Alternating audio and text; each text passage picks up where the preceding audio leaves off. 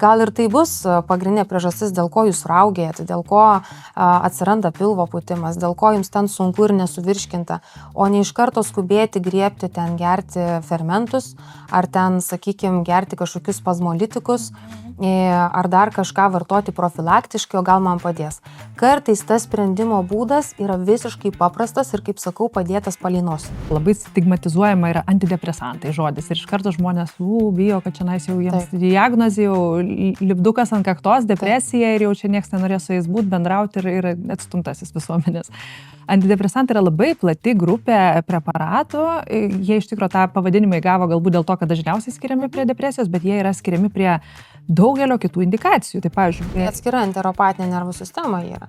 Ir kaip sakau, žmogus kartais sako, aš bandau tą savo mintis nukreipti kažkur, bet ta žarnynas savo ten kažką daro.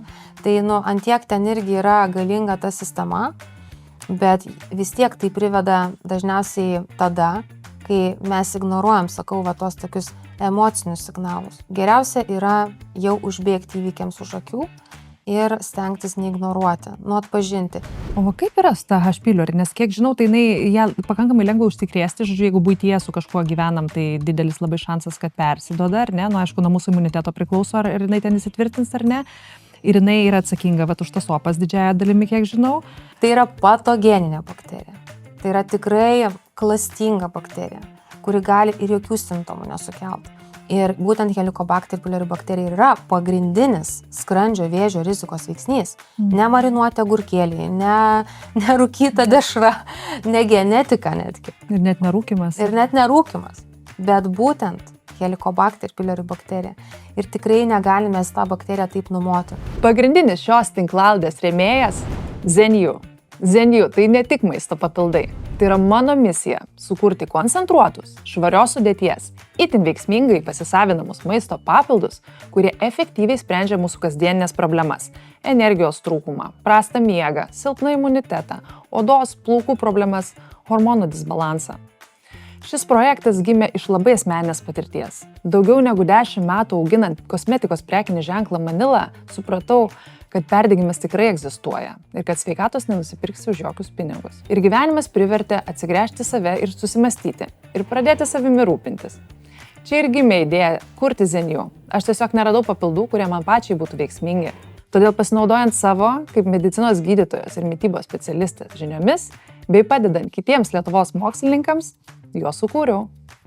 Mūsų tikslas – edukuoti visuomenę apie sveikatingumą. Ir būtent Zenju dėka turiu galimybę kalbinti šiuos nuostabius žmones, savo srities specialistus, visiškai nemokamai šviesti visuomenę sveikatos gerinimo temomis ir dalintis turimomis žiniomis.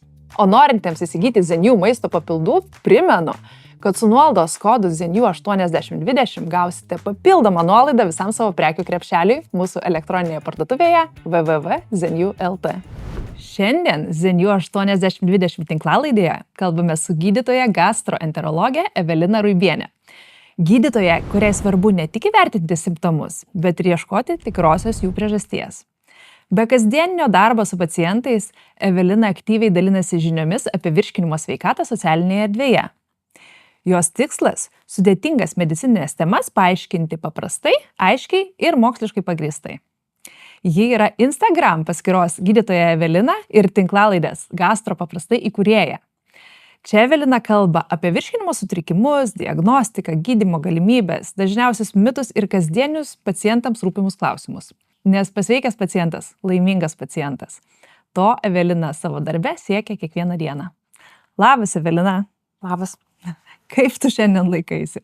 Gerai, puikiai, nuostabi diena, saulėta, pavasarį, šilta, gražu. Labai smagu. Fainai, iš Kauno atvažiavai pas mus į Vilnių, graži diena, įrašysim labai įdomų epizodą, labai aktualiomis temomis, nes aš taip kažkaip važiuodama čia galvojau, turbūt visi šitie virškinimo trakto dalykai yra labai dažnas dalykas visiems žmonėms. Turbūt nerasi gyvenime žmogaus, kuriam kažkokiu gyvenimo periodu nebūtų tai sukėlę problemų, ar ne? Tikrai taip. Tai labai dažnas, nežinau, iš mūsų turi tenais ar pilvo pūtimus, ar nevirškinimus, ar rūgštingumą, ar ten kitas kažkokias problemas.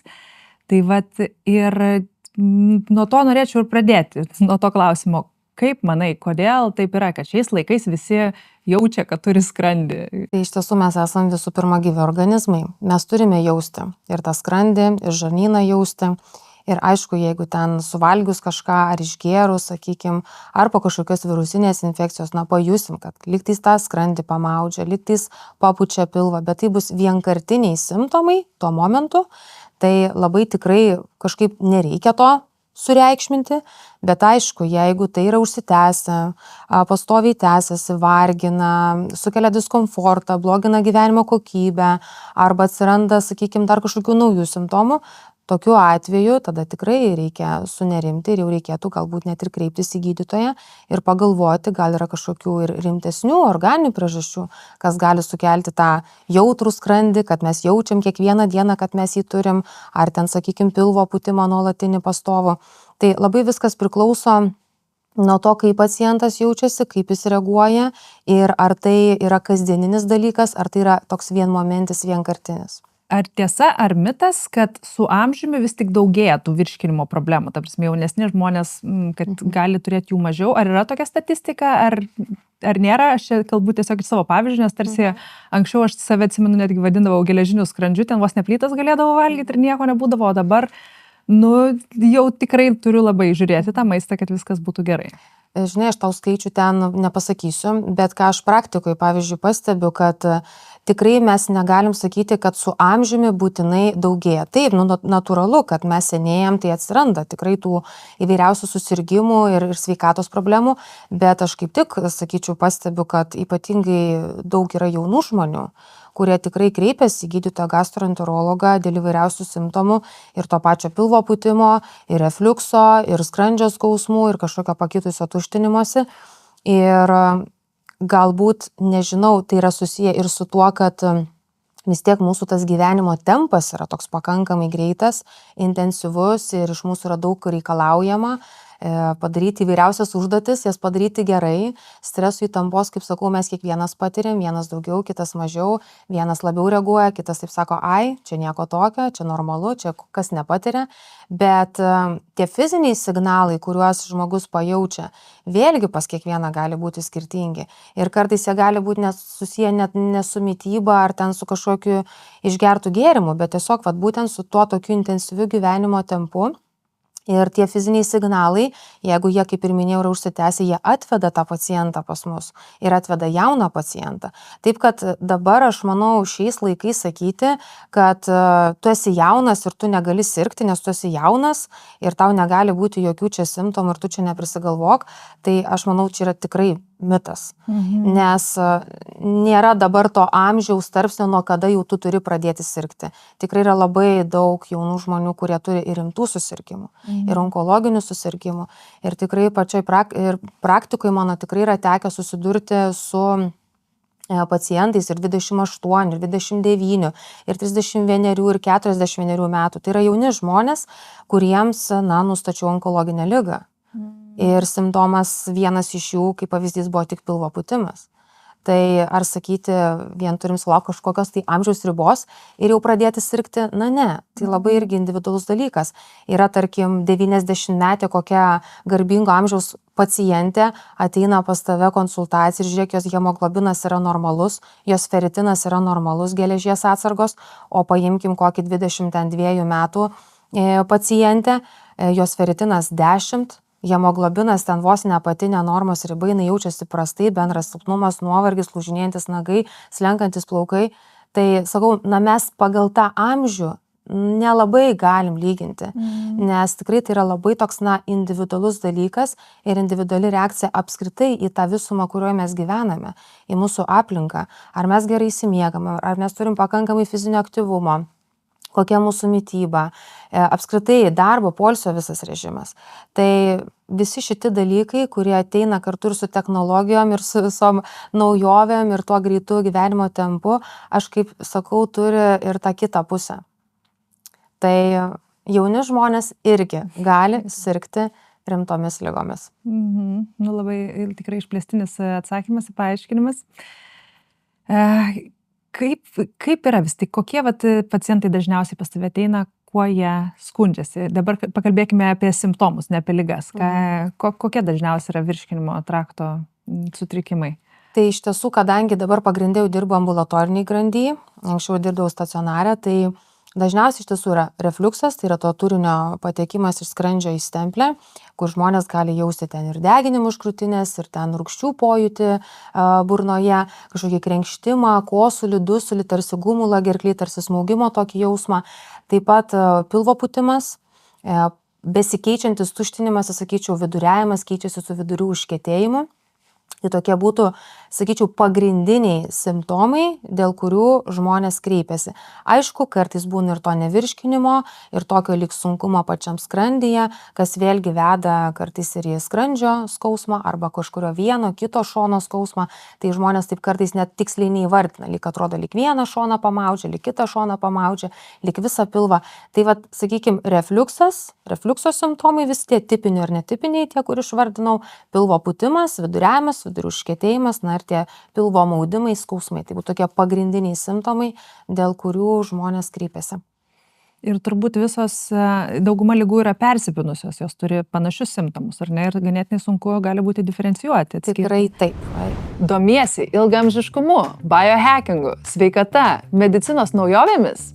Kviečiu prisijungti prie sparčiai augančios Zenių bendruomenės ir užsiprenumeruoti mūsų naujienlaiškius, kuriuos rasi www.zeniu.lt/naujienlaiškiai.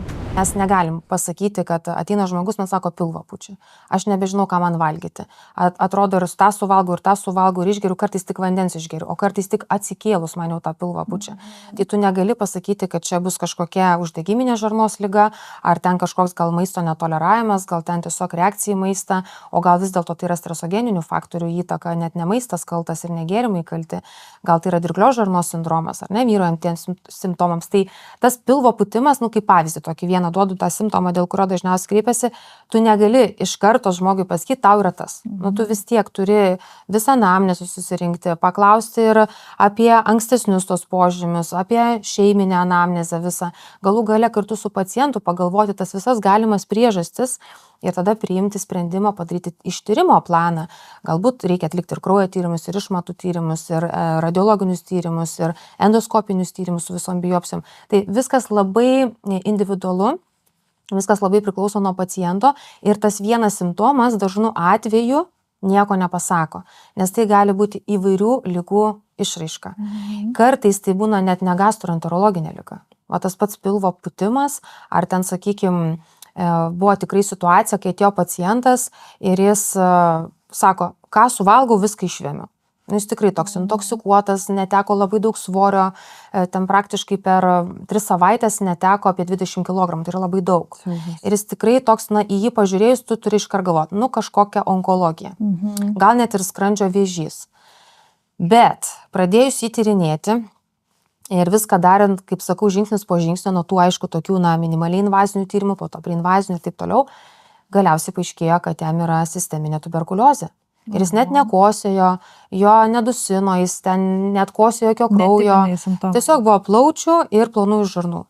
Bet darant kolonoskopiją ir, tarkim, paėmus biopsijas iš tos tokios galinės dalies, ten pačioj pabaigoje, kur perinam į plonžarnę, atėjo nespecifiniai kažkokie pakitimai. Net patologas neišdiferencijavo, kad ten galėtų būti įtarimas tuberkuliozės. Tai kartais tie tokie simptomai, kurie yra virškinimo trakto simptomai, jie netgi gali būti visiškai kitos sisteminės ligos išraiška, apie kurią tu net galėtum net nepagalvoti iš pirmo žvilgsnio. Taip kad, vis tiek, jeigu žmogus ateina, mes turim, kaip sakau, pagalvoti apie daugą. Ne tik žiūrėti tą vietą, kad pučia pilvą ar ten, sakykime, skauda skrandį ir žiūrim tik skrandį, o daugiau nieko. Turim pasižiūrėti plačiau, nes kartais tie simptomai gali būti visiškai kitos ligos išraiška ir tikrai praktikoje tenka rasti įdomių atvejų. Taip, įdomus darbas, viskas labai susijęs su virškinimo traktu ir plaučiai, ar ne, ir inkstai, ir kraujotaka. Tikrai. Net vaistų tam tikrų vartojimas gali ir tą atsikrenkštimą irgi, gerlo diferencinė Taip. diagnostika labai irgi Taip. sudėtinga. Tai tas pats, sakykime, kosulys, paimkim. Tai nebūtinai tas kosulys gali būti dėl plaučių ligų, nebūtinai gali būti ten dėl kažkokios užnosnės ir norėjos ten slogos ar ten to pačio refliukso. Bet tiesiog kartais tenka paklausti žmogaus, o kokius jūs vaistus, kokius papildus vartojat, kokias vaistažolės vartojat. Ir paaiškėja, kad vartoja kažkokius kardiologinius vaistus, kurie turi įtakos ir tam kosulio atsiradimui. Ir tiesiog pakeitus į kitą vaistų grupę dingsta ir kosulys. Tai, viską turime tikrai pasižiūrėti detaliai, ne tiek akcentuojantis vien į kažkokį simptomą, bet pagalvoti, o kas dar gali tą simptomą iššaukti. Tai tikrai viskas labai mūsų organizme susiję. Tie patys inhaliatoriai, hormoniniai, jeigu yra.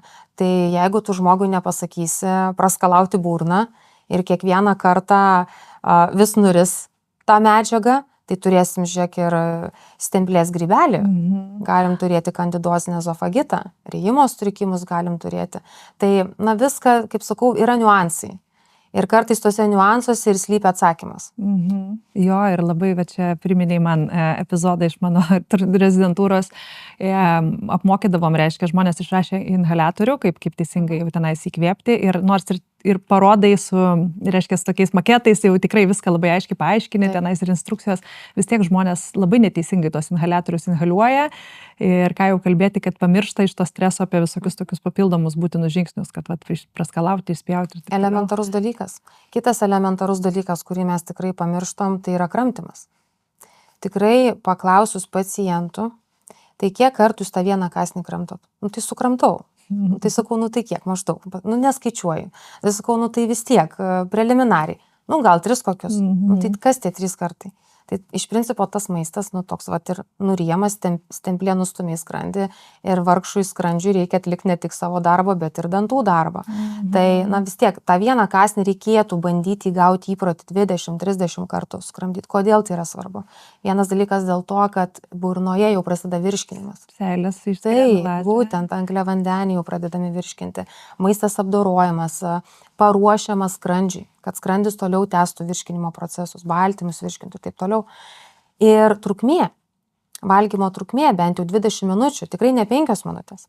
Ir kokiu aš tik pasteisinimų negirdžiu, aš ten neturiu laiko, ten mano darbas, ten maži vaikai ir taip toliau. Bet tada mes ir nenorėkim gerai jaustis. Tada mes nenorėkim jaustis, kad mūsų skrandis gerai virškina, kad mums rūgštis nekyla. Mes nenorėkim iš savo organizmo reikalauti to, ko mes patys nepadarom. Tai yra vis tiek įpročių įgavimas, įdirbis, namų darbai. Jie atrodo čia paprasti, bet yra pakankamai sudėtingi, kaip ir minėjau, tam intensyviam gyvenimo tempe. Bet tikrai įmanoma, jeigu vargina virškinimo trakto simptomai, tas pas net ir pilvo pūtimas, tai pabandykim kramtyti maistą, pabandykim pailginti valgymo trukmę. Ir mažiau ir oro prisirysim, mažiau ir tų dujų kaupsis. Gal ir tai bus pagrindinė priežastis, dėl ko jūs raugėjate, dėl ko atsiranda pilvo pūtimas, dėl ko jums ten sunku ir nesuvirškinta, o ne iš karto skubėti, griebti ten, gerti fermentus, ar ten, sakykime, gerti kažkokius spazmolitikus, ar dar kažką vartoti profilaktiškai, o gal man padės. Kartais tas sprendimo būdas yra visiškai paprastas ir, kaip sakau, padėtas palei nosį. Tik reikia dirbti su savim. Tai čia ir yra tas, kad tikriausiai, ir klausimas toks, ir nežinau, teiginys, tikriausiai labai daug lemia didžiąją dalį tos sveikatos, ypatingai virškinimo trakto, lemia gyvenimo būdo įpročiai, ar ne? Taip. Ir atėjęs pacientas, jisai ieško greito sprendimo, kažkokių vaistų, piliulės. Ir aš pati tą darau, nes, taip mes jo surėdyti tikriausiai, bet vis tik tais pagrindinis aspektas, kad reikia labai sužiūrėti, kaip elgiesi, kokia yra valgymo kultūra tavo, kokie įpročiai, ar ne, ir daug problemų galime. Būna situacijų, kai ateina tikrai dažniausiai moteris ir sako, jau jūs man čia neaiškinkit, aš jau čia sveikai maitinuosi, aš viską čia žinau, aš jau čia viską išbandžiau, aš čia viską jau susidėliojau, bet sakau, kodėl jūs tada sėdit pas mane, kodėl jums pučia pilvą, kodėl jūs skundžiatės šitų simptomų. Ir sakau, tu gali sveikai maitintis, bet jeigu tu suskubėsi ir tu neskirsi laiko tam pavalgymui, tai net ir tas sveikas, subalansuotas maistas, jis irgi sukels simptomus. Tai kartais, sakau, reikia tos tokius labai elementarius, bet labai svarbius bazinius įpročius sugrįžti ir pagauti save, kad, na, galbūt tikrai aš suskubu, gal neskiriu laiko, ignoruoju ir galvoju, ai, nu kaip nors. Bet iš tiesų kartais, sakau, pakeitus tuos tokius paprastus įpročius ir ta savijauta pagerėja. Ir maistas, na vis tiek, aš manau, maistas neturi būti priešas. Nu, neturi būti, kad aš negaliu čia visko valgyti ir taip toliau, reiškia, kažkur kitos yra problemos. Tikrai visur turi būti balansas. Negali būti viskas arba nieko. Būna tikrai žmonių, kurie nusibadauja, nes tiesiog yra baimė valgyti, nes jeigu suvalgysiu, atsiras skausmai, atsiras rūgščių kilimas, atsiras pilvo pūtimas, bet ta baimė užsuka žmogui tokį ratą, kai krenta svoris, atsiranda šleikštulys, apetitas dingsta, nebesinori valgyti, depresija atsiranda, turim kitas problemas. Taip, kad, na, reikia čia sustoti ir čia jau reikėtų tikrai pagalvoti, gal nereikia taip maisto demonizuoti ir laikyti priešu, bet tiesiog bandyti, išbandyti vieną, kitą, pabandyti kramtyti, ilginti tą valgymo trukmę, valgyti dažniau po nedaug. Na, žodžiu, ieškoti kitų tų sprendimo būdų, negu tik tais viską eliminuoti. Pritariu, tikrai pritariu. O kaip yra, ta prasme jo, kad maistas nėra priešas, tai sutinku, bet vis tik tai yra nemaža visuomenės dalis, kiek žinau, tos pačios laktozės netoleruoja, ar ne? Ten kažkur girdėjau tokią statistiką, kad vos net 30% šiauriečių gali būti, kad neturime to laktazės fermento. Tada tie visi gliutenai ir maisto netoleravimai, kur šitie dalykai maždaug procentaliai kiek nusėda tose diagnozėse? Visi žinome, kad omega-3 riebiosios rūgštys yra labai naudingos sveikatai, bet kaip atskirti tikrai kokybiškus jų papildus? Zenių omega papildas įsiskiria tuo, kad jame naudojamas itin koncentruotas triglicerinės formos žuvų taukų aliejus iš laukinių ančiuvių, kuriame viena kapsulė suteikia net 750 mg EPR plus DHR kartu sudėjus. Tai yra labai didelis kiekis omega-3 rūgščių vienoje dozėje. Be to, šis maisto papildas yra be jokių dirbtinių priedų, kvapiklių ar užpildų. O trigliceridų forma užtikrina geresnį pasisavinimą, mažesnį oksidacijos riziką, be skrandžio diskomforto. Tai pažangus pasirinkimas tiems, kurie ieško maksimalaus poveikio odai, smegenims, širdžiai ir bendrai organizmo būklei palaikyti. Tai dabar su tuo netoleravimu. Kartais net ne laktozė būna problema, o pieno baltymas būna problema. Kazeinas, ar ne? Taip, kazeinas būna problema. Tai būna tikrai situacijų, kai žmonės sako, nu aš išėmiau laktozės turinčius produktus, na vis tiek blogai. Tai aišku, gali žmogus pabandyti, pavyzdžiui, ten kokį mėnesį laiko ten nevalgyti glitimo turinčių produktų, mėnesį laiko ten laktozės neturinčių, kitą mėnesį ten kokio histamino neturinčių produktų. Galima tai bandyti ir žiūrėti, ar tie simptomai dingsta. Bet ar taip iškart verta eksperimentuoti ir bandyti? Aš manau, kad ne. Jeigu jau tie simptomai užsitęsia, pirmiausia, mes vis tiek turim galvoti apie organinę patologiją. Tai ne apie tą lengviausią, bet apie organinę, reiškia ieškoti tikrai apčiopiamos ligos. Ir tokiu atveju geriau kreiptis į gydytoją. Dabar kodėl aš nerekomenduočiau savavališkai nutraukinėti tų produktų, eliminuoti? Dėl to, kad yra tikrai ta pati celiakija, autoimuninė dvylikapirštės žarnos liga, kurią provokuoja glitimo turintis produktai. Tai jeigu ateina toks pacientas pas tave, sako, nu aš nevalgau glitimo, bandau, bet nesuprantu, nu gal lyg ir geriau, bet vis tiek tie simptomai išlieka. Tai viskas, mes tada truputėlį iš tyrimo prasme esame apriboti. Mes jau negalim kokių antikūnų atlikti, mes jau negalim ten biopsijos paimti. Jau toks, suprantat, lieka toks truputėlį klaidingai neigiami rezultatai galimi. Ir tu negali tada jau tiksliai nustatyti, tai yra ta celiakija ar nėra. Tai bent jau aš visą rekomenduoju. Pirmiau geriau pas gydytoją pasirodyti ir kartu nuspręsti, kokio to ištyrimo reikia. Dabar, kas kalbam apie maisto netoleravimo tos visus testus, tai vat kiek ir tekę su kolegom gydytojais, alergologais, klinikiniais imunologais kalbėti, nu tikrai tai nėra pirmo pasirinkimo tyrimai. Tai yra galbūt papildomi tyrimai kažkada kažkuriam etape, bet tai tikrai neturi būti masiškai visų atliekami, nes na visi galbūt mes kažko netoleruojam. Tikrai yra buvę situacijų, kai ateina jauna mergina ir sako, žiūrėkit, aš negaliu nieko valgyti. Aš nieko netoleruoju. Tada pasidaro jinai kitoj laboratorijoje tyrimą ir vėl rašo, šitą galiu valgyti, šito ne, bet taigi tam tyrime tai rašo, kad galiu. Na, ta prasme, yra daug tokių ir klaidingai neigiamų galimų rezultatų. Taip, kad ta interpretacija turi būti labai atsargi, nes tokiu atveju pacientas tiesiog negali tikrai save nuvaryti į visišką deficitą ir negauti maistinių medžiagų ir nebesuprasti, kas vyksta. Aš jau net nekalbu apie emocinę paciento būseną, kai supranta, kad jis vos nieko valgyti negali.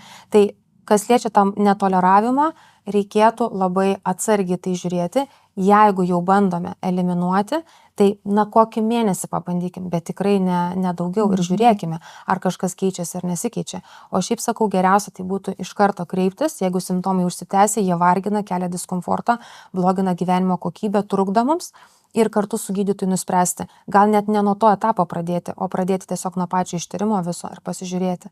Tai kartais tas toks, kaip sakau, žmogus griebėsi šiaudo, jis nori savo kažkaip pats padėti, bet kartais padaro savo meškos paslaugą. Jo, čia turbūt labai tas slidi riba, kur niekas nesiveržia pas gydytojus, ar ne? Ir ypatingai galbūt galvoja, kad tie simptomai yra nedideli, praeis, va čia kažką pakeisiu, gal čia tikrai pavalgiau. Ir tokia tarsi ta savigyda, jinai nespecialiai gaunasi tokia, kaip sakyt, po to ilgainiui galinti savo pakenkti, ar ne? Va, su tais visais ir tas pats kaip su vaistažolėm irgi. Tikrai dabar kažkoks tai bumas yra pasidaręs. Galiu paimti vieną, pavyzdžiui. Pelynas, sakykime, tikrai labai mėgstamas liaudyje ir daug kas vartoja. Ir aš jau dabar visų klausiau, ne tik klausiu, kokius vaistus vartot, kokiam ligom serga, bet ir apie papildus tikrai klausiu, nes tai yra, tokia rinka ir tiek daug vartojimo perteklinio yra. Taip. Ir tos pačios vaistažolės, kad paklausiu ir sako, tai taip, aš geriu pelyną kasdien geriu pelyną. Ir tada sako, man atsiuntė pas jumis, nes kepenų fermentų iškilė. Ir tu pradedi aiškintis. Ta moteris 75 metų, alkoholio nevartoja, nerūko, suriebėjusių kepenų kažkokių neturi, hepatitai visi neigiami, vaistai tik nuo spaudimo kol kas vartoja, nuo cholesterolio, bet tie vaistai nuo cholesterolio, kur vartoja, jie kaip ir neturėtų kelti. Ir tada tu supranti, kad kaltas pelynas, nes tiesiog yra perdozota. Taip, kepenims yra papildoma apkrova. Ir jos tiesiog jau duoda signalą kraujo rodiklių, kad žiūrėk, man nėra gerai, gal tu jau padaryk pertrauką su to pelynu ir jau nebevartok. Ir kartais tiesiog žmonės galvoja, kad reikia kažką būtinai vartot, kad jaučiuosi sveikas. Kartais nereikia nieko vartoti, kad tu būtum sveikas. Tiesiog užtenka gerai išsimiegoti, turėti fizinio aktyvumo. 90% problemų valgyti reguliariai, viskas. Darbo, poilsio, miego režimas, čia yra esmė. Kramtimas, nepamirškime, aišku. Ir to tikrai pakanka, kad tu jaustumės gerai, kad tavo tonusas būtų. Aišku, aš nekalbu apie tas situacijas, kai tikrai tu padarai tyrimus ir matai, tikrai yra geležies stoka, feritinas ten 10, 15, yra klinikiniai simptomai. Taip, čia jau reikia net ir medikamentinio to gydymo, čia tikrai su papildu tu net nepakelsi iš to dugno, tau jau reikia, kad įsikištų ir medikamentas, galbūt reikia ir infuzoterapijos, ar ne, geležies, ir po to ten su to papildu tu gali palaikyti. Tai yra tam tikrų niuansų ir situacijų, kur taip turi įsikišti papildas, taip kartais tos vaistažolės gali eiti šalia, bet kažkokiu trumpu periodu tikrai nepastoviai. Nes tai lygiai tas pats augalas irgi yra cheminė laboratorija. Taip, gali būti labai stiprus farmakologinis poveikis. Taip, ir tai yra tiesiog augalo pavidalu. Tai atrodo natūralu. Bet tai irgi nebus natūralu, jeigu tu vartosi be saiko. Taip, ir tai yra natūralu, tai nereiškia, kad tai nepakenks. Nereiškia, kad saugu. Nereiškia, kad saugu, jo, man labai tas teiginys pačiai, nors aš, kaip sakant, esu pati maisto papildų atstovė, ar ne, kai sako, tai čia natūralu, čia geriau. Nieks nesako, kad natūralu yra geriau, tai yra ta pati veiklioji medžiaga, kuri turi stiprų kažkokį farmakologinį poveikį ir gali labai padaryti rimtų dalykų. Tai gali veikti. Ir kiekvienas skirtingai. Ir tikrai negalim sakyti, žiūrėk, kaimynė pagėrė, tai ir tu pagerk. O tau gal prie tavo ligų gretutinių visiškai net netinka. Tai vis tiek tas parinkimas turi būti labai individualus, nes vienas gali neturėti kažkokių gretutinių susirgymų, kitas gali jų daug turėti. Taip, ten ir kraujas skystint gali, ten. Taip, ir gal kraujas skystinančius vaistus vartoja ir kartu ten paskyrus tą patį pelyną ar ten jonažolę gali kažkas tai ir keistis tie visi krešumai. Tai, ta prasme, tai yra labai, labai svarbu individualiai pasižiūrėti, o ne tik sakyti, žiūrėk, čia yra ar papildas, ar ten vaistažolės nuo visko. Čia visiems tinka, čia sveikatina ir visiems tiks. Ne. Turi individualiai parinkti pagal pacientą. Pritariu. O klausyk, kas daugiau ateina pas tave į kabinetą, vyrai ar moteris? Daugiau gal sakyčiau moteris. Vyrus, apskritai labai yra sunku atvesdinti pas gydytoją. Dažnu atveju tai būna antros pusės, kad užregistruoja ir kartais atsisėdi ir sako, aš nesuprantu, kodėl aš čia pas jūs atėjau. Bet kai tu pradedi tą žmogų tyrinėti, tu matai, kad ta žmona nebereikalo jį atvedė. Aš kažkur net ir girdėjau, kad ilgiau gyvena tie vyrai, kurie gyvena santuokai. Ir turi antras pusės, nes jos jais rūpinasi ir nori, kad ilgai gyventų. Skirtingai negu tie, kurie neturi antros pusės. Tai va, čia taip įdomus tas faktas, bet ir yra tiesos, nes tikrai dalis tų vyrų ateina dėl to, kad kažkas užregistravo. Tai va, kiti, aišku, ateina dėl to nerimastingumo tokio. Tikrai būna labai tokių atvejų, kai pacientai labai įsijaučia į savo pojūčius ir gyvena tose pojūčiuose. Nebemato nei savo kitų darbų, nei savo veiklų. Ir hipochondrija tokia truputį, ar ne? Na taip, sakyčiau, gal ir hipochondrija, bet jie labai gražiai kartais įvardina. Kai aš būnu atostogose, aš nejaučiu tų simptomų. Kai aš ten, pavyzdžiui, darau kažkokią mėgstamą veiklą, pavyzdžiui, sportuoju, ar plaukiu, ar bėgioju, ar važinėju dviračiu, aš nejaučiu to skrandžio skausmo, aš nejaučiu to gumulo gerklėj.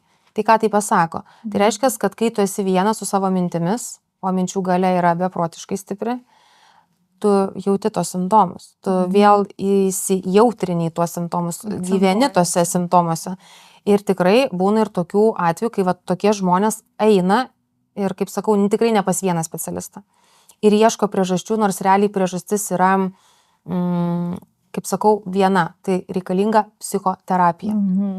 Psichoterapija yra labai svarbus dalykas, apskritai kalbant apie gastroenterologinės ligas, ypatingai funkcinės ligas. Funkcinė dispepsija, tą pačią dirglios žarnos sindromą.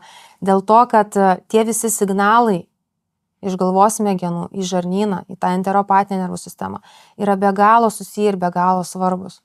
Ir tikrai turėjau atvejį, kai moteris sako, aš 2 metus viduriuoju, aš negaliu vaikų į darželį nuvežti ir pasiimti, į mokyklą, aš tiesiog nežinau, ar ten bus artimiausias tualetas, nes man bet kada gali užeiti viduriavimas. Tai jūs įsivaizduokit, kiek tai kelia diskomforto tam žmogui, ant kiek blogina gyvenimo kokybę. Ir jinai tikrai ėjo ne pas vieną gastroenterologą, tikrai buvo atlikta labai daug įvairiausių tyrimų. Ir organinės patologijos nėra. Ir liko dirglios žarnos sindromo diagnozė, esant išreikštam viduriavimui. Jinai, aišku, ten išbandė visas tas simptominės priemonės, spazmolitikai, probiotikai, specifinė mityba, viską, nieks nepadėjo. Kol galiausiai mes su ja nepriėm sprendimo ir sakau, pabandykim tą mažą dozę antidepresanto nakčiai.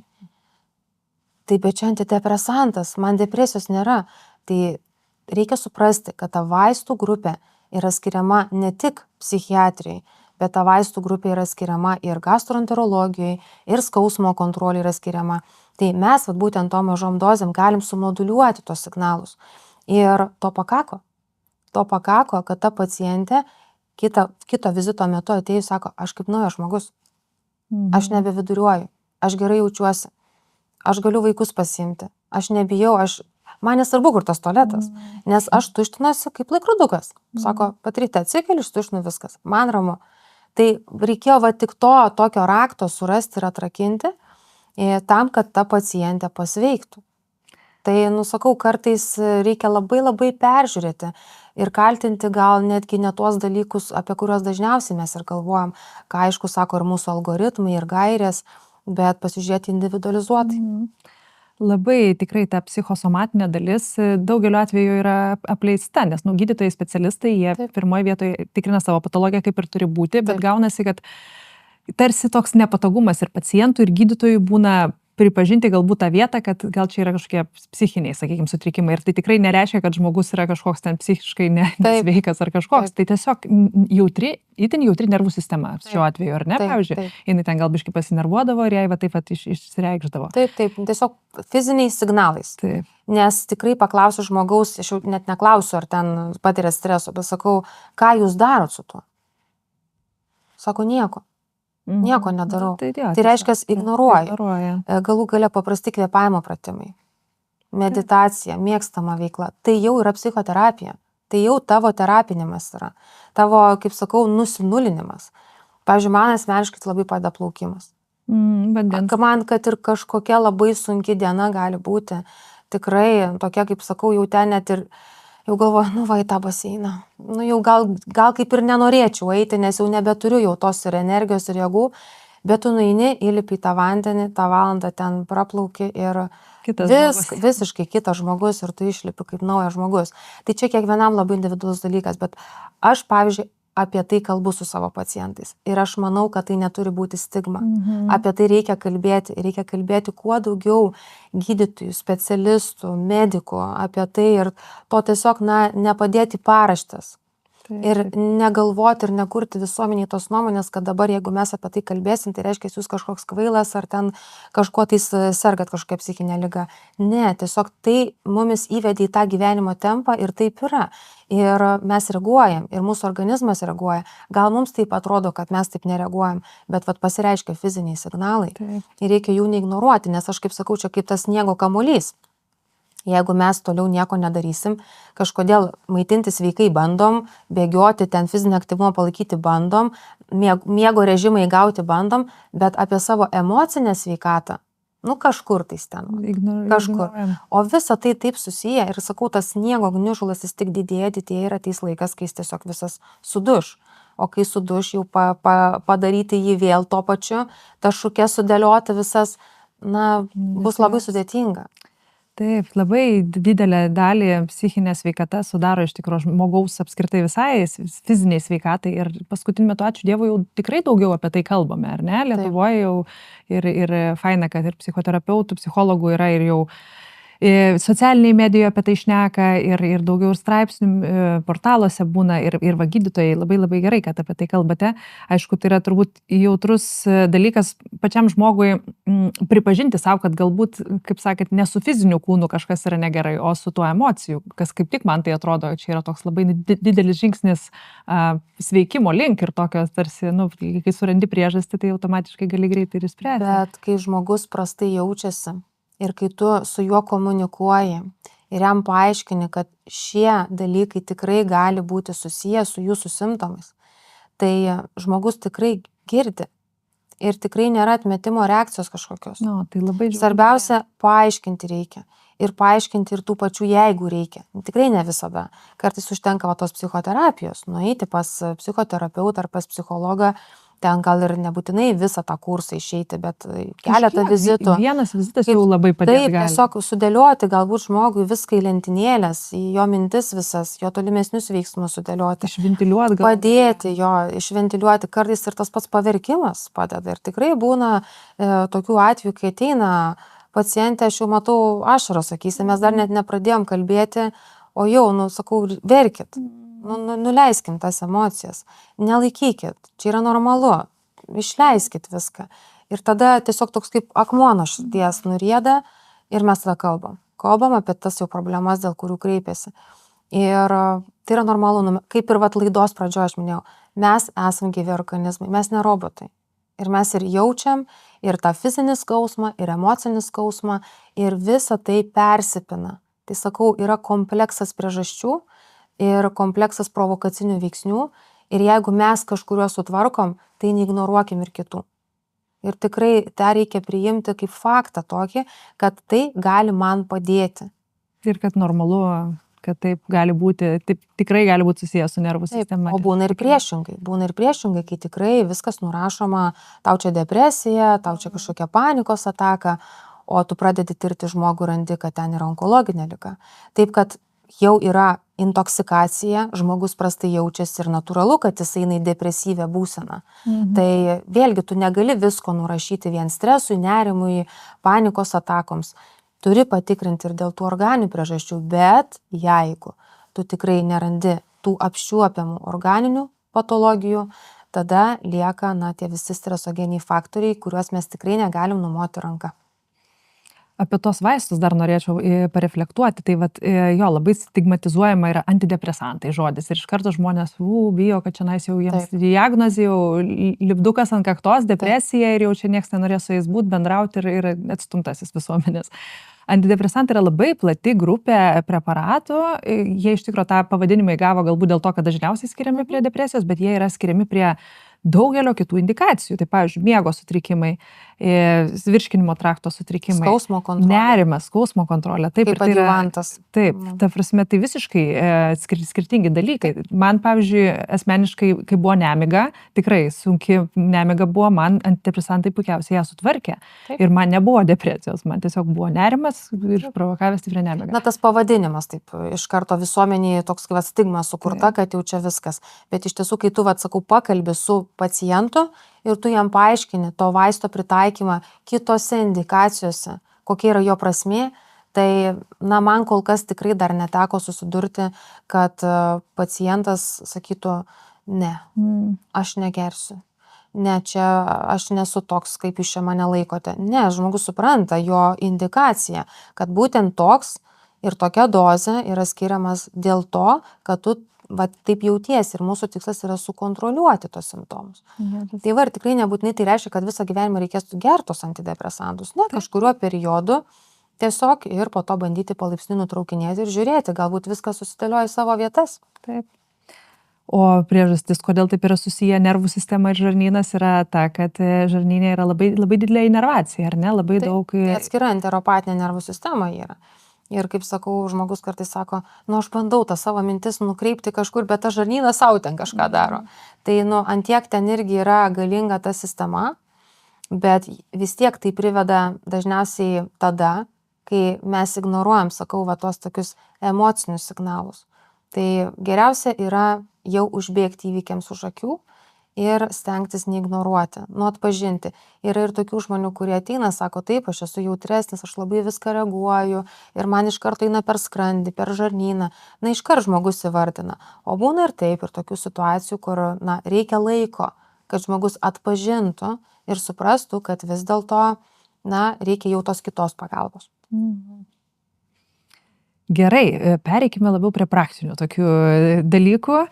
Tai pakalbėkime apie dažniausiai tas pasitaikančias vis tik tais virškinimo trakto sutrikimus, ligas, būklės, nežinau kaip įvardinti. Tai sakykime, padidėjęs rūgštingumas arba refliuksas arba gerlas, ar ne, kaip daug čia tų sinonimų turbūt, kažkiek jie tą patį reiškia, galbūt čia kažkiek tai terminai skiriasi. Tai vienas iš tokių keiščiausių dalykų, su kuo susiduriu, tai vis tik tai tas rūgštingumas padidėja ar sumažėja? Kaip yra prie to vadinamo refliukso? Tai įdomu, kad refliuksas jis nebūtinai gali būti susijęs vien tik tai su padidėjusiu rūgštingumu. Gali būti apskritai tūrio padidėjimas. Kaip ir sakau, žmogus nekramto, ryja ir ten patenka tas maistas nesukramtytas ir tiesiog tūris didelis, daug privalgo. Jeigu jis ten valgytų 20 minučių, gal jis ne visą lėkštę suvalgytų, bet kokius 3/4 ar pusę lėkštės. Nes vėlgi tas sotumo jausmas ne iš karto ateina, jis ateina po kažkurio laiko. Tai vėlgi ten stovi maistas. Ir jeigu tas stemplės apatinis raukas praviras, prasivėręs, tai natūralu, kad tas turinys lips į viršų, bet jis nebūtinai gali būti ten rūgštinis, šarminis. Nebūtinai. Gali būti ir tokių situacijų, kai, pavyzdžiui, žmogus neturi tulžies pūslės ir tiesiog tulžis vis tiek gaminasi toliau, bet nėra to rezervuaro, kur galima kaupti tą tulžį ir tiesiog toks nuosrūvis atsiranda į skrandį. Tai dabar ar mes sakysim, kad ten rūgštinis turinys, pati tulžis nėra kaip ir rūgštis, tai gali būti mišrus tas refliuksas ir toks. Tai principas yra tame, kad tai yra turinio patekimas į stemplę. Ir nebūtinai jis gali būti rūgštus. Jis gali būti ir mišrus, gali būti ir dėl to tūrio klausimo. Tai netgi ir būna tokių situacijų, kad, pavyzdžiui, žmogus geria rūgštingumą reguliuojančius, mažinančius vaistus ir efekto nebūna. Ir vis tiek jis jaučia tos simptomus. Nes gal pats mechanizmas yra visiškai kitoks. Gal reikia pridėti kokį prokinetiką, gal reikia paskatinti evakuaciją iš skrandžio, kad tas maistas neužsibūtų, turinys neužsibūtų skrandyje, kad jis greičiau patektų į žarnyną, kad mažiau būtų tų atsipylimo epizodų, o galbūt reikia mums tulžies apykaitą reguliuoti. Gal čia problema, gal reikia peržiūrėti, kokie yra paciento valgymo įpročiai, gal jis valgo tik vieną kartą per dieną. Ir daug privalgo. Ir daug privalgo. Arba pavalgo ir atsigula, pagulėti. O, tai čia klasika. Čia klasika. Dar eina pasportuoti. Arba pasportuoti. Jo, čia yra klasika. Tai labai svarbu dar išsiaiškinti tą visą gyvenseną ir tą visą režimą. Nes kartais ir čia būna šuo pakastas, kur yra problema ir pakeitus, nereikia tikrai ir tų visų protonų siurblio inhibitorių vartoti. Tai jeigu negerėja vartojant vaistus, tarkim, tai tikrai reikia peržiūrėti diagnozę ir peržiūrėti gyvenseną visą. Ir pažiūrėt, gal netgi visiškai kita liga yra, o gal vis dėlto yra ta pati celiakija, gal vat, eliminavus glitimą susitvarko refliuksas, yra tokių atvejų tikrai buvę. Gal yra histamino netoleravimas, išėmus histaminą irgi susitvarko refliuksas, nebekyla rūgštis. Tai, na, čia labai tokie irgi niuansai, bet nereikia užsiciklinti ties vienu kažkokiu gydymu.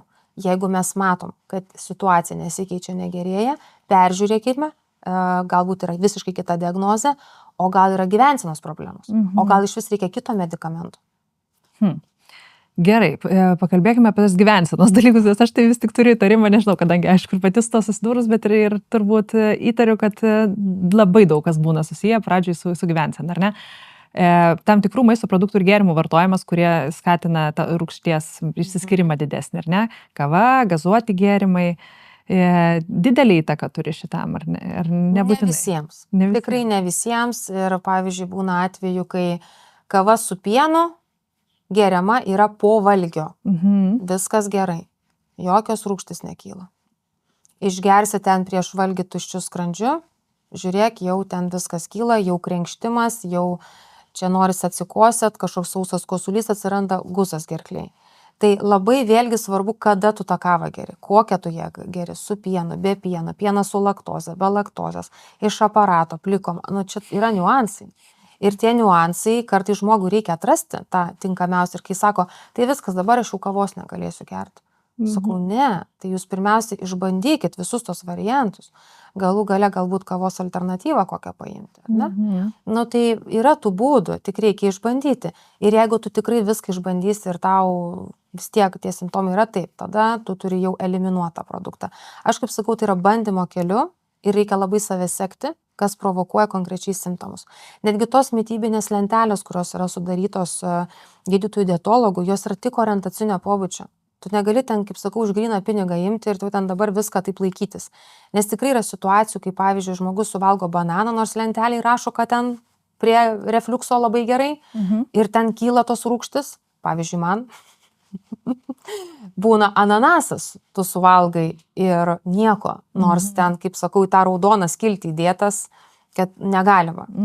Tai vėlgi, kaip tu čia pažvelgsi, labai yra individualu. Pavyzdžiui, gerai prinokęs ananasas, jis kaip tik netgi virškinimą gali pagerinti. Ta pati baltymų virškinimą skrandį. Ir man, pavyzdžiui, asmeniškai, aš tą pati esu ant savęs išbandžiusi, jeigu man nevirškina ir aš turiu po ranka gerai prinokusi ananasą, aš tikrai suvalgysiu keletą skiltelių ir man tiesiog toks atsirūgimas net atsiranda.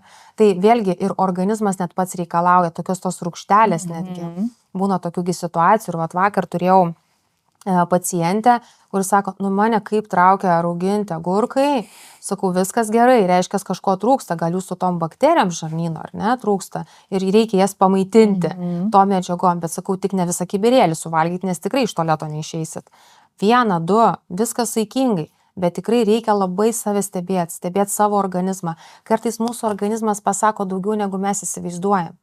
Ir kartais netgi ne kraujo tyrimai parodo, o parodo būtent tas jausmas, vidinis jausmas ir tai, ko reikalauja pažiūrėjus į vieną į kitą produktą. Aišku, dabar gali sakyti, o gal aš tik saldumynus noriu valgyti, nes mane traukia. Tai vėlgi, jeigu tu ten tą mažą pyragėlio gabaliuką suvalgysi, ar kažkas nuo to pasikeis, ar kažkas atsitiks, nu neatsitiks. Bet jeigu tu suvalgysi ne vieną, o kelis ir ten 1/4 to torto, tai faktas, kad tai yra jau per daug. Bet ir klausimas, kodėl būtent pastoviai ten trauktų saldumynai. Manęs nėra taip, kad kartais galbūt būna, kad užsinoriu kažko, bet tai vis tiek signalizuoja apie kažkokią priežastį. Trūksta energijos. Kodėl tos energijos trūksta? Galima maskuoti kokį nors tos pačios geležies trūkumą, ar ne, hemoglobiną tenai žemą.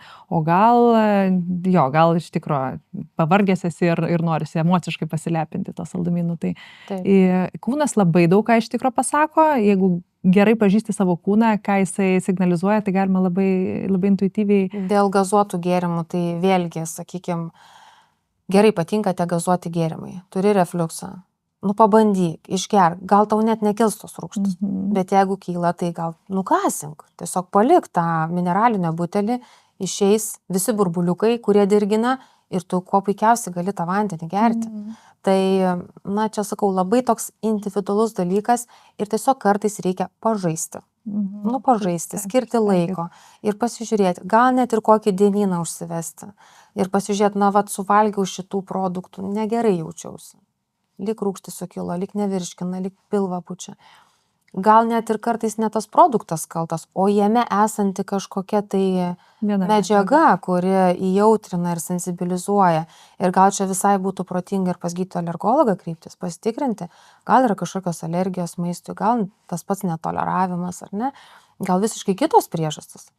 Tai vėlgi, nedemonizuoti to maisto ir nesakyti, vat viskas, dabar aš negaliu kepto, rūkyto, riebaus, gazuoto negaliu, kavą atsisakyti turiu, citrusinių negaliu, vyno nieko negaliu ir liekam ant grikių. Su višta, garinta. Sako, kiek aš ją valgysiu? Višta, grikiai, troškinta morka kokia, aš jau nebegaliu, sakau, pažiūrėkit, koks mano liežuvis baltas. Žinokit, aš sakau, aš ir negalėčiau tai valgyti. Man iškart nuotaika žemyn. Nu, viskam, sakau, yra tas balansas, saikas. Nu, negali būti viskas arba nieko. Nu jo, nebent, sakykime, jeigu eigoje negydant rūgštingumo gali atsirasti turbūt skrandžio opa arba 12-pirštė žarnos opa. Taip, čia jeigu mes jau kalbam apie komplikacijas arba tokia liga kaip pankretitas ar ne, kasos, ten ūmus uždegimas, tai taip yra gydymo taktika bado dieta. Ten tas bent jau 3 dienas, ten 5 dienas, bet ir taip po to užtikrinama ten yra enterinis maitinimas. Ne? Nu, ta prasme, vis tiek mityba reikalinga, nebūsi tu gyvas ant lašinių vien tik tais. Tai nu, viskam yra indikacija. Taip, yra tokios ūmios būklės, kur yra tam tikros tos dietos, bet mes vis tiek kalbam daugiau apie tą gyvenseną, apie tą mitybą, apie tą kasdienybę tokią kalbam. Tai va, o kai yra jau aišku kažkokie pažeidimai, komplikacijos, tai natūralu, kad tada tas režimas tuo kažkokiu trumpu periodu yra toks, kol mes pagydysim komplikacijas. Bet tai nereiškia, kad visam gyvenimui taip reikės valgyti. Taip, sakau, tuo laiku, kol tenais išsveikti. Kartais ta pati opaligė, taigi priežastis būna net ne maistas, ne kažkokie vartoti vaistai ten nuo skausmo ar ten nuo uždegimo, ar ten stresinės tos opos, bet būna ta pati Helicobacter pylori bakterija, skrandžio bakterija, kuri gali irgi būti viena pagrindinių opaligės priežasčių. Ir jeigu mes jos negydom, nieko nedarom, tai ir kartosis tos komplikacijos. O kaip yra su ta H. pylori? Nes kiek žinau, tai ją pakankamai lengva užsikrėsti, žodžiu, jeigu buityje su kažkuo gyvenam, tai didelis labai šansas, kad persiduoda, ar ne? Nu, aišku, nuo mūsų imuniteto priklauso, ar jinai ten įsitvirtins, ar ne. Ir jinai yra atsakinga už tas opas didžiąją dalimi, kiek žinau. Ir ją išgydo antibiotikais, bet jeigu tu ir toliau gyveni buityje, kaip tvarkytis tokiu atveju? Labai įdomių istorijų girdėjus. Apie Helicobacter pylori tai čia mitai ir legendos. Čia kiekvieną dieną vis kažką naujo išgirstu, tai tokius gal esminius galiu pasakyti, tai čia normali flora, tai čia naikinti nereikia, tai čia visi turim, tai tu čia naikinsi, tu neišnaikinsi, o jau gydymas, tu koks gydymas sunkus, kiek šalutinių reakcijų, tu čia visą savo mikrobiotą žarnyną susigadinsi. Tai noriu paminėti, kaip ir kiekvienoje laidoje, kurioje dalyvauju. Tai yra patogeninė bakterija. Tai yra tikrai klastinga bakterija, kuri gali ir jokių simptomų nesukelti. Jis gali būti besimptomė, randama atsitiktinai. Jis gali sukelti virškinimo trakto simptomus. Praktiškai bet ką. Gali būti galvos skausmai, gali būti kažkokie bėrimai, veide, kūne. Gali pabloginti kitų gretutinių ligų, sakykime, vaistų tą visą vartojimą, įsisavinimą, korekciją, kontrolę visą. Net su nutukimu esu skaičius, kad susiję. Su nuplikimu netgi. Su gydytoja dermatovenerologė kalbėjom. Prasme, jinai ant tokio puokšto turi įvairiausių simptomų, arba kaip sakiau, gali būti besimptomė, kad tai nėra šiaip savo kažkokia bakterija. Dabar dėl pačio viso išnaikinimo. Ją tikrai įmanoma išnaikinti. Ir dažniausiai mes išnaikinam iš pirmo karto. Apie 80% atvejų. Jeigu neišnaikinam, tai dažniausiai dėl jos atsparumo kažkuriam vienam iš antibiotikų. Dažniausiai būna klaritromicinas. Bet ir tai mes turim kitą gydymo schemą. Ir net ir tada, jeigu neišnaikinam, turim kitą gydymo schemą. Bet dabar kodėl visuomenė yra ta nuomonė, kad jinai neišnaikinama, tiesiog netinkamas kontrolinis testas kartais pasirinkamas. Vis dar plačiai taikomi kraujo tyrimai po gydymo. Jų negalima taikyti, nes jie tikrai klaidingai teigiamus rezultatus duoda ir kartais tai net nebūna bakterijos. kartais jos jau nėra ir tu padarai ten išmatų ar kvėpavimo rezės testą, žiūrėk, jos nėra. Tai tiesiog tie tyrimai suklaidina ir po to visuomeniai gauna tokią nuomonę. Nu va, žiūrėk, gydžiausi, gėriau, o neįsinaikinau. Nu, nes tu antikūnus padarai. Ir įrodo infekcija, kad buvo per paskutinius ten keletą mėnesių, ar ne? Taip, kartais būna tie antikūnai ir išlieka daugiau metų. Tai mes kontroliai negalim rinktis. Mes galim rinktis prie tam tikrų specifinių indikacijų. Jeigu niekada negydytas, netirtas, galim bandyti daryti. Ir tai imunoglobuliną G. Jeigu ten, tarkim, kažkoks kraujavimas iš skrandžio, ir mes negalim gal paimti biopsijų ir tie testai bus netikslus, irgi galima bandyti daryti prie tam tikrų indikacijų, bet kontroliai netinka. Ir mes turim rinkti specifiškesnį, jautresnį tyrimą, išmatų arba kvėpavimo testą. Ir tada gaunam rezultatą. Na, tarkim, gaunam teigiamą. Tai nereikia pergyventi. Tai yra ta pati bakterija, jūs ne iš naujo užsikrėtėt. Nes iš naujo užsikrėsti nauja padermė, 1-3% tikimybė. Jeigu, aišku, jūs ten keliausit pandeminės zonas, Azija, Afrika, kur tikrai, tos prastos sanitarinės sąlygos yra, taip, jūs užsikrėsit. Tikėtina užsikrėsit, bet ir tai turi būti pakankamai glaudus kontaktas. Yra situacijų, kai, pavyzdžiui, vienas serga, patikrinam kitus šeimos narius ir kiti neserga. Vėlgi, kaip ir tu minėjai, imuninės sistemos mechanizmai tam tikri yra. Jeigu vienas serga, kitas irgi serga, bet jis nejaučia simptomų. Ar įgydyt ar ne? Aišku, kad gydyt. Dėl to, kad tik laiko klausimas, kada atsiras simptomai. Tai vat, globaliai žiūrint, kažkur kas antras pasaulio gyventojas, bet suaugusių tarpe jau tas paplitimas mažėja, o paauglių tarpe didėja. Ir dėl ko taip yra? Dėl to, kad vaikai negydomi. Vaikai negydomi. Reiškia, suaugę gauna dozę partnerį, taip, ne? O taip, vaikai... taip. Ir mes turim atsižvelgti ir vaikus. Aišku, aš nesu vaikų gastroenterologas, aš suaugusių gastroenterologas, bet kiek tenka kalbėti su kolegom, jeigu yra simptomai ir tas vaikas turi tą bakteriją, tai naikinkim. Na vis tiek tos dozės yra paskiriamos ir atsižvelgiant į amžių ir į vaiko kūno svorį. Tai nėra to suaugusių ten dozės, sakykim. Jau čia daugiau gal vaikų gastroenterologai gali papasakoti, bet vis tiek, mes turime naikinti. Ir kas gali būti to pasako, jeigu mes to nedarysime ir ignoruosime ir gyvensime, taip gali ir nieko nebūti. Bet galim turėti ir ikivėžinės formas, atrofijas, metaplazijas, displazijas ir galiausiai skrandžio vėžį. Ir būtent Helicobacter pylori bakterija yra pagrindinis skrandžio vėžio rizikos veiksnys. Ne marinuoti agurkėliai, ne rūkyta dešra, ne genetika netgi. Ir net nerūkimas. Ir net nerūkimas. Bet būtent Helicobacter pylori bakterija. Ir tikrai negalime tą bakteriją taip numoti. Dabar, kas liečia gydymo schemas, taip, mūsų tos gydymo schemos tikrai tokios ganėtinai atrodo agresyviai, toks įspūdis atrodo, kad gali nieko nevalgyti. Bet yra tokios tos gydymo schemos. Užsienyje, pasaulyje yra kitokios tos gydymo schemos, bet mes tiesiog rinkoje neturim tokių vaistų, kad galėtume tokias gydymo schemas taikyti. Tai čia yra tam tikri niuansai dėl pačių vaistų turėjimo. Bet, kaip sakau, jeigu tu žmogui paaiškini ir tu jam pasakai, vartojant, gali būti tas, gali būti biški šleikštulio, papykinimo, kartumo burnoje nuo klaritromicino, neįsigaskit, gydymo nenutraukit, tai yra normali reakcija. Bet, aišku, jeigu bus alergija, tinimai, nežulys, dusulys, kažkoks bėrimai, nutraukiam, taip, yra alergija. Bet tai labai reti dalykai. Plus dabar pagal naujausius tyrimus nuo lapkričio mėnesio jau įvedama yra Saccharomyces boulardii mielė, kuri ne tik sumažina šalutinių reakcijų tikimybę, bet ir pagerina išnaikinimo dažnį. Tai jau mes turim tokią kaip savotišką, pavadinkim, apsaugą. Ir tada labai yra svarbu kontrolė. Po gydymo yra kontrolė, pagal gairias galima ir po mėnesio atlikti, bet aš tai rekomenduočiau, patarčiau po 3, kad tikrai jau jos ten nebebūtų ir atlikti galima iš išmatų arba kvėpavimo testą. Aišku, jeigu yra indikacijos atlikti skrandžio tyrimą specifinės, ar ne, ten kokie nors aliarmo simptomai, pavyzdžiui, kažkoks tai rijimo sutrikimas ar skausmingas rijimas, ten ilgalaikis susitęsęs pilvo skausmas, kraujavimui būdingi požymiai, krenta staiga hemoglobinas, mažakraujystė neaiškios kilmės, svorio kritimas, kažkoks irgi nesilaikant kažkokių dietų. Tai taip, tada jau yra indikacija daryti skrandžio tyrimą ir skrandžio tyrimo metu tu gali patikrinti, ar tai ten ureazės testą atlikti, ar biopsiją paimti histologiniam ištyrimui. Viskas labai priklauso nuo situacijos, bet patikrinti po gydymo mes turim. Vėlgi dėl to, ar mums pavyko iš pirmo karto išnaikinti. Dažniausiai taip, bet būna aišku situacijų, kai nepavyksta dėl atsparumo arba dėl to, kad pacientas per anksti nutraukė, nesuvartojo visos gydymo schemos ir tada mes turim paskirtą kitą gydymo schemą. Bet vėlgi, ką praktikui pastebiu, kad jokių būdų neskirtos pačios gydymo schemos. Tai čia tas pats, kas gerti be reikalo vaistus. Tai jau tada mes turim parinkti kitus tuos antibiotikus, kad jau tikrai ją išnaikinti. Gerai, nu tikrai labai plačiai papasakojai, daug svarbios informacijos, pašviesim visuomenę šitą temą.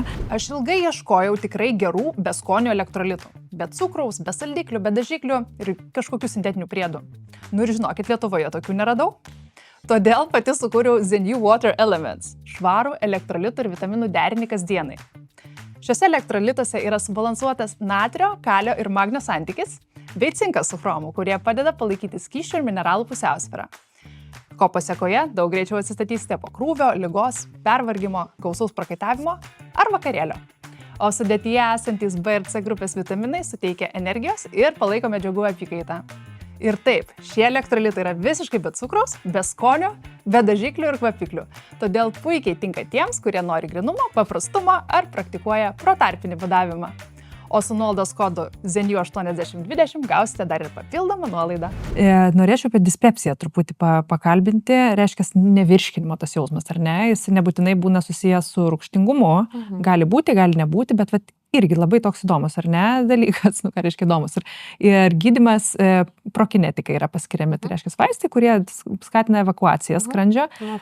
Ir kadangi man pačiai buvo tokia situacija ir aš taip kažkaip viskas ten gerai, viską padariau, ką daktaras liepė, su laiku susitvarkė, bet man pati ta idėja, nežinau, koks pagrindimas yra, kad tu paskiri vaistus tam kartui, kad, žodžiu, kažkaip per prievartą tas skrandis labiau susitraukinėtų ir greičiau virškintų ir išleistų tą turinį į 12-pirštę žarną ir į žarnyną, ta prasme, kaip čia viskas veikia su ta dispepsija. Tai vėlgi kokia ta dispepsija yra, ar organinė, ar funkcinė. Tai jeigu yra funkcinė, tai vėlgi mes turime atsižvelgti, gal tai yra tie patys stresogeniai faktoriai, kurie, tiesiog padaro vangią motoriką. Ir tu turi, kaip sakau, užkurti, padėti. Tokie vaistai, žodžiu, gali... Taip, padėti, tiesiog, virškinti. Aišku, gali būti ir organinė. Tai gali būti gal net ir su kasa susiję, net ne su pačiu skrandžiu. Kasos, sakykime, ten tos, vadinkim tai paprastai, ar ne, egzokrinės funkcijos nepakankamumas, tai yra virškinamosios funkcijos nepakankamumas. Tai fermentų nepakankamumas. Tiesiog, arba kasa negamina tų fermentų pakankamai ir jų trūksta, padarius ten kasos elastazija išmatose turi mažiau 200, arba ten, sakykime, kasos sulčių nutekėjimas yra sutrikęs. Tai gal reikia ir echoskopiją kokią padaryti ir tą elastazę padaryti, pažiūrėti, gal tai yra žmogus, kuris serga cukriniu diabetu. Tai jis turi ne tik endokrinologinę ligą, bet ilgainiui per daug metų išsenka ir ta virškinamoji funkcija. Ir tikrai tokių situacijų yra, kaip pavyzdžiui, ateina daryti skrandžio tyrimą ir ateina žmogus, kuris serga cukriniu diabetu ir tu jo klausai, kada jūs valgėte. Tai vakar vakare. O tyrimas šiandien, ar ne, rytas, tarkim. Gerai, o ką jūs valgėt, sunku maistą ar nesunku? Ne, lengva maistą, ten košė buvo paprasta. Ir tu eini į skrandį ir ten pilna maisto. Tai dėl to, kad yra, tiesiog ta gastroparezė, pavadinkim, ar ne? Stovi viskas. Tai yra, diabetas apskritai yra tokia, kaip pasakyti, liga lėtinė, kuri sukelia daugelio organų pažeidimą. Tai vienas iš jų vėlgi yra ir skrandžio tikrai poveikis ir ta evakuacija gali būti sulėtėjusi. Galų gale ir kasa pradeda gaminti mažiau fermentų ir turim sumažėjusią kasos elastazę. Tai čia jau netgi kartais net ne prokinetiko vien reikia, bet jau reikia pridėti ir kasos fermentų, kad padėti tiesiog kasai virškinti ir kad tos išmatos būtų normalios ir kad pilvo nepūstų ir kad neturėtume tokios situacijos nemalonios, kai tos išmatos riebios, sunkiai nuo klozeto nusiplaunančios ir, žodžiu, problema. Tai ta dispepsija tokia labai priklauso kokia jinai. Ar jinai dėl kažkokių organinių priežasčių yra, konkrečių ligų, ar jinai yra funkcinė. Ir vėlgi, ne vien prokinetikas, tai prokinetikas daugiau ką simptomiškai veikia. Tai vis tiek ieškoti priežasčių ir prie tos pačios funkcinės dispepsijos, gal reikia ir tos pačios psichoterapijos. Gal dar reikia kažką pridėti. Gal galų gale reikia pažiūrėti, kaip mes tą maistą kramtom, kokia valgymo trukmė. Tai mes gal patys savo galim padėti. Ir nereikės tų medikamentų. Tai čia labai toks, irgi individualus dalykas, labai nuo pačio žmogaus priklauso. Nes yra tų, kurie prašys, duokit man čia tabletę, bus tų, kurie sakys, aš gal dar norėčiau pabandyti ir pats. Tai vėlgi labai individualu. O dar truputį grįžtam prie rūgštingumo. Prisiminiau svarbų tokį klausimą. Du tiksliau maisto produktus, kurie plačiai irgi vartojami visuomeniai savigydai.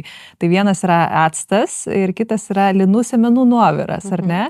Ką tu apie juos mąstai? Dar yra trečias soda. Soda. Tai linų sėmenų kisielius. Tikrai klasika. Ir veikia ir prieš uždegimiškai, ir tikrai sudaro tą gleivių sluoksnį, tikrai ir padengia. Tie žmonės, kurie turi refliuksą, vienas iš tų žmonių esu ir aš, tai man asmeniškai tikrai labai padeda. Man irgi padeda, žinok, aš Ant atrodo. tuščio skrandžio, viską toks, taip Taip, lengvai tiesiog nuima. eina, toks nuima ir tą ir deginimą, nemalonumą, tokį net kartais skausmą, net sakyčiau, tokį kaip alkio kažkokį. Bet čia vėlgi, vienam gali padėti, kitam ne. Ar jis saugus? Taip. Saugus pasirinkimas. Dabar kalbant apie obuolių actą ir sodą, patarčiau tikrai taip nežaisti ir nebandyti. Taip, tuo momentu pagerėja, bet ką mes po to turim? Mes turim atgalinę reakciją. Reiškia, daugiau ir to anglies dvideginių išsiskiria, jeigu apie sodą kalbam. O obuolių actas vėlgi jis pats dirgina apatinį stemplės rauką, tada daugiau jis prasiplečia, daugiau to turim tokio atsiverimo ir vėl viskas kyla. Ir galų gale turim pažeidimo pačio. Ir tikrai buvę atveju, kai pacientas, vienintelė gydymo priemonė turėjo obuolių actą. Ir įeini į stemplę, apatiniam trečdalį, ten, kur jau raukas atsiveria ir turi įeiti skrandį, pilna susiliejančių tokių cirkuliariai erozijų. Ir su tokiu kontaktiniu pakraujavimu. Ir tada tu klausi, ką jūs gėrėt. Tai sako, obuolių actą geriu. Bet tai turėtų skaudėti labai jau kiekvieną kartą. Jis pakantų žmogus skausmui, jis to nejautė ir net ryjimas nebuvo sutrikęs, bet jis tiesiog atėjo pasitikrinti, žodžiu. Ir sako, kažką lyg tai čia man pamaudžia, tas refliuksas yra jam nepraeinantis. Ir, buvo jau indikacija jam daryti tyrimą, nes pagal amžių jau irgi reikėjo, niekada tyrimas buvo nedarytas, tai įėjus, vaizdas tikrai nekoks. Ir kita dar situacija, prisiminiau, irgi vyras, žodžiu, socialiniai erdvėjai, ten kažkokie influencerė, žodžiu, dalinosi kažkokiu tirpalu, kad labai tinka nuo refliukso. Ir visi čia dabar pirkit, visi bandykit. Tai ką, žmogus irgi nusipirko tą buteliuką, parsisiuntė, viską pradėjo vartoti, ten tokie stikliukai reikia išgerti, tokie kaip sirupas ir stikliukas išgerti ant tuščio skrandžio. Ir žmona jam sako, kas tai kriauklė atsitiko? Sako, kodėl, kas tai kriauklė? O sako, tai kas tai kriauklė? Sako, žiūrėk, kažkokios dėmės. Ir esmė tame, kad jis tą likutį išpildavo į tą kriauklę. Ten ta kriauklės net, nežinau, kaip čia pavadinti, emalį, paviršių pažeidė. Ir ką sako, man atsiuntė žmona pasitikrinti skrandį, nes sako, aš čia geriau tokį tirpalą, aš dabar tikrai sudėties nepasakysiu, bet ten tikrai vaizdas buvo nekoks. Kaip toks, raudonas mėsos, ta stemplė visa kaip raudona mėsa. Tai, tikrai tam žmogui reikėjo atsistatyti ir klausimas ateityje, ar ta stemplė nesurandės ir po to neturės įsrijimo sutrikimų. Tai kartais mes galvodami, kad tai, kas mums yra sakoma, kažkieno, kuris net neturi medicinio išsilavinimo, kuris net nėra medikas, kad tai jau turi priimti kaip gryną tiesą ir būtinai išbandyti, nes kažkam padėjo. Labai atsargiai. Tikrai nepatarčiau to bandyti ant savęs, nes gali būti taip kaip tam vyrui. Taip, labai dažnai prasilenkia reklamuojami dalykai su gydytojų rekomendacijomis, dėja. Tai vėlgi, kaip ir su viena kolegė klinikinė farmakologė kalbėjom, yra influencerių, kur ten 50 papildų reklamuoja per mėnesį.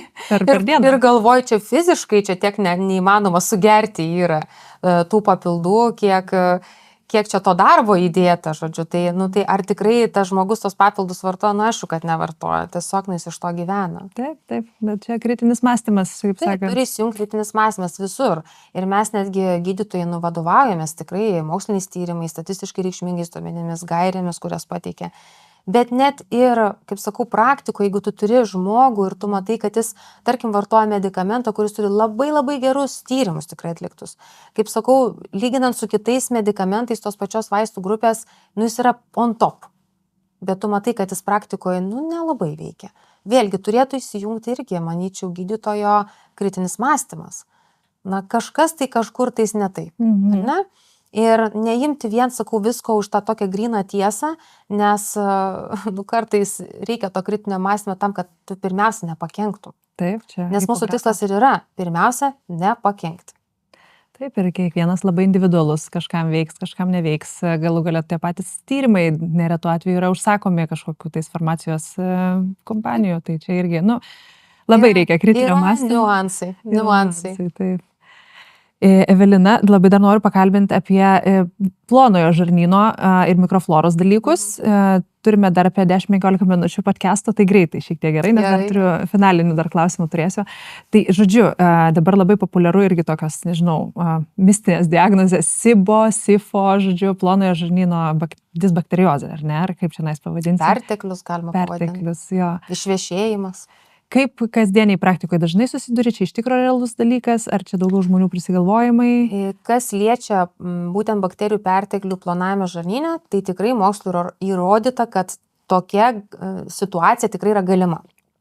Bet man visada kyla klausimas, tai kodėl tie SIBO testai nėra plačiai taikomi, na tarkim, paimkim Lietuvą, ar ne, didžiosiose mūsų ligoninėse.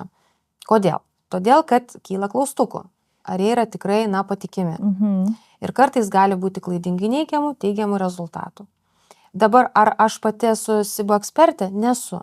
Tikrai. Ir aš pati to tyrimo tikrai neatlieku ir turiu ir savo, na, tą asmenę nuomonę. Manau, kad šitas tyrimas tikrai neturi būti pirmo pasirinkimo tyrimas ir jeigu jau jį pacientas labai pageidauja atlikti, tai atlikti, na, jau ten kažkur tais pabaigoje, kai jau tikrai viskas padaryta ir vis tiek yra blogai, na, bandyti atlikti. Bet ir vėlgi labai kritiškai vertinti duomenis.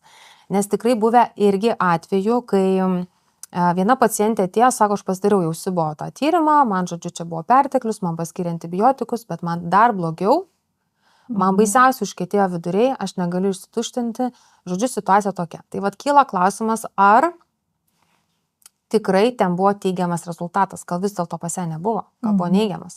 Ir be reikalo buvo tie antibiotikai paskirti.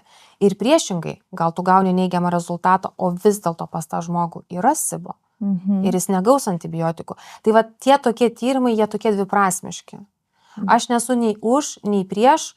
Pats kaip SIBO toks taip, yra mokslu pagrįstas, bet ar mes turim labai tikslius testus šiai dienai? Nu, neturim. Manau, klaustukas yra tame.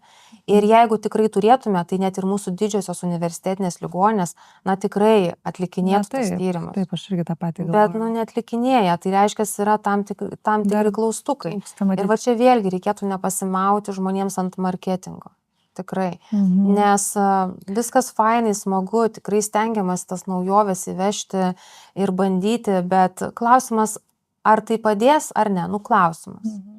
Tai čia viskas, manau, kad labai išpopuliarėjo šitos būklės, nežinau, lygos, kaip čia jas pavadinti, sindromai, dėl to, kad vėlgi daug žmonių su tais pilvo pūtimais, neaiškios kilmės, ar ne, disbiozė, mikrofloros ten sutrikimais ir taip toliau, tai čia tarsi įplaukė į visą tą žarnyno sutrikimų baseiną, pavadinkim, ar ne? Tai, nes vis tik tais, reiškia, disbiozė, tai tikrai populiarus, nu kaip populiarus dalykas, pakankamai dažnas, aš kaip suprantu, dėl nepakankamas. O kas jos neturi? Aš paklausčiau. Nu, nes reikia labai Aš manyčiau, kad jeigu mes kiekvienas dabar eitume ir pasidarytume, tarkim, žarnyno mikrobiotos tyrimą, tai pas kiekvieną kažką rastume. Plus pati mikrobiota, jinai tokia gan labili yra. Tarkim, tu ten pradėjai intensyviai sportuoti, žiūrėk, po 2 savaičių ten jau ta mikrobiota pasikeitė. Taip, tu jau kažką pakeitei. Taip, mitybą jau pakeitei, režimą pakeitei, jau jinai keičiasi. Bet ta bazė, kurią mes atsinešėm gimdami, jinai vis tiek išlieka. Ir vat mes į ją labiausiai ir turim būti orientuoti, kiek tik įmanoma saugoti. Žmonės bijo antibiotikų, bijo vartoti antibiotikus tada, kada jų tikrai reikia, bet nebijo vartoti antibiotikų tada, kada jų tikrai nereikia. Pavyzdžiui, virusinė infekcija jau bėga pas šeimos gydytoją, duokit man amoksiciliną. Nu, net nereikia. Perteklinis vartojimas. Perteklinis neracionalus antibiotikų vartojimas tikrai veda į disbiozę. Tikrai, bet kartais reikia atsigręžti netgi ne į antibiotikus, bet į tuos pačius rūgštingumą reguliuojančius vaistus, protonų siurblio inhibitorius.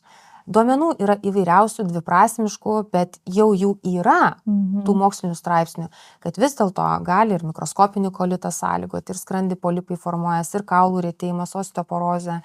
Ta prasme, pilvo pūtimai, viduriavimai kažkokie atsiradę.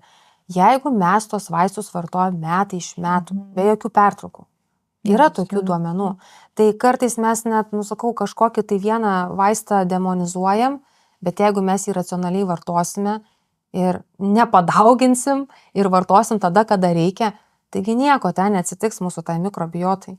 Jinai vis tiek per laiką pati atsistato. Bet jeigu mes, aišku, tą darysim neracionaliai, neprotingai ir į kairį į dešinę, tai mes turėsim tikrai disbiozę. Galų gale, manau, ir su tais pačiais papildais. Mes kartais net nežinom, kas toje sudėtyje yra. Ir tas, žinot, mitas toks profilaktiškai pagerkim probiotikų. Nėra tokio profilaktiškai. Norėjau klausti apie probiotikus. Nėra tokio profilaktiškai. Mes jos geriam tada irgi, kada reikia. Kada matom, kad, gal tikrai yra ilgalaikis kažkokių vaistų, tų pačių antibiotikų vartojimas. Gal vienas paskui kitą ėjo kursai. Ir tikrai gali įvykti išsiderinimas, paviduriavimas, kažkoks pilvo pūtimas. Tai mes galim tada įvesti ir padėti tai mūsų mikrobiotai atsistatyti. Bet vėlgi čia diskusinis klausimas. Kiek tai iš tiesų veikia, kartais tie mūsų vidiniai mechanizmai viską ko puikiausiai atstato. Tai tikrai noriu paminėti, nereikia profilaktiškai. Reikia gerti tada, kada reikia. Viską vartoti racionaliai. Tiek vaistus, tiek papildus, tiek vaistažoles. Tada, kada reikia. Amen. Amen. Apie papildus turiu paklausti klausimo. Tai ar pati vartoji, ar skiri savo pacientam, kokie vis tik dažniausiai papildai būna gastroenterologiniam fone? Tai vis tiek pas mumis dažniausiai kreipiasi kaip taisyklė moteris su žemu feritinu. Tai čia, kaip taisyklė. Ir tikrai ateina ieškoti gastroenterologinių priežasčių, tos pačios celiakijos, gastrito, bakterijos, kraujavimo, kažkokių tai, sakykime, tų pačių opų, atrofija, jeigu atrofinis gastritas, autoimuninis kažkoks gastritas, tai aišku ir tų kitų. Tai yra tų situacijų taip, kai mes turim tada spręsti. Dažnu atveju ateina su tuo, kaip sakau, dugne jau ten tas feritinas ir jau tada reikia ir tos jau infuzoterapijos, jau geležies. Ir tikrai ten su to papildu nelabai ką pakelsi. Bet vėlgi papildą, jeigu tu parenki, tai tu parenki tokį, kad atsižvelgti į tą virškinimo sistemą, kad mažiau dirgintų. Gal su kokiu bisglicinatu pabandyti. Vis tiek žiūri ir pagal situaciją, kaip žmogus toleruoja. Gal net reikia jau ne papildo, o vaisto, nes yra geležis ir kaip vaistas, nebūtinai kaip papildas. Tai su šitais dažniausiai, aišku, ten, kur irgi tėvė mūsų ir kur jau tikrai turi daug tų mokslinių straipsnių, bet čia galbūt daugiau šeimos daktarai su to susiduria, tai vitaminas D ir omega 3. Tai čia tikrai yra svarbu, nes mes neturim to šviežios žuvies, mes mažai valgom to žuvies, saulėje mažai būnam ir net jeigu ir būnam saulėje, aš tikrai skaičiau, kad ypatingai nutukusiems ar antsvorį turintiems žmonėms labai maži tie kiekiai yra vitamino D. Tai ir kartais ten reikia ir atitinkamas ir dozes parinkti, ir net medikamentą parinkti. Tai yra tų įvairiausių tų irgi situacijų. O visa kita, aš manau, tai nėra būtina. Tai yra toks, pagal reikalą, pagal poreikį. Žiūrint, ko tu tikiesi. Gal tu su maistu gali gauti. Bet čia su to maistu yra taip, jeigu žmogus dėl kažkokių gastritų, dispepsijų ir taip toliau yra tikrai apriboja savo mitybą, kaip ir pati paminėjai, kad valgo ten grikius, vištieną ir morką. Čia trumpas periodas. Taip. Nėra ilgas periodas. Tai nėra pusmetis, tai nėra metai. Tai yra tam tikras to paūmėjimo metu, kol suveiks vaistai. O vaistai pakankamai greitai suveikia. Ten jeigu kokia opa, net ir kraujuojanti opa, tai vis tiek dažniausias pacientas būna stacionariai, intraveniškai suskiri medikamentą, po to perini prie peroralinės formos ir tu žiūrėk ten jau po savaitės, jeigu kartoji gastroskopiją, ten opos kaip nebūta. Tai viskas, žmogus gali palaipsniui grįžti į savo mitybą, sakykime, tokią, kokia buvo iki tol, jeigu tai nebuvo susijęs su mitybos kažkokia nesveika mityba. Aš nekalbu apie tos kraštutinumus, kad ten nesveikai maitintis, bet proto ribose. Bet ar jis turi visą laiką likti ant tų grikių ir ant tos troškintos vištos, tikrai ne.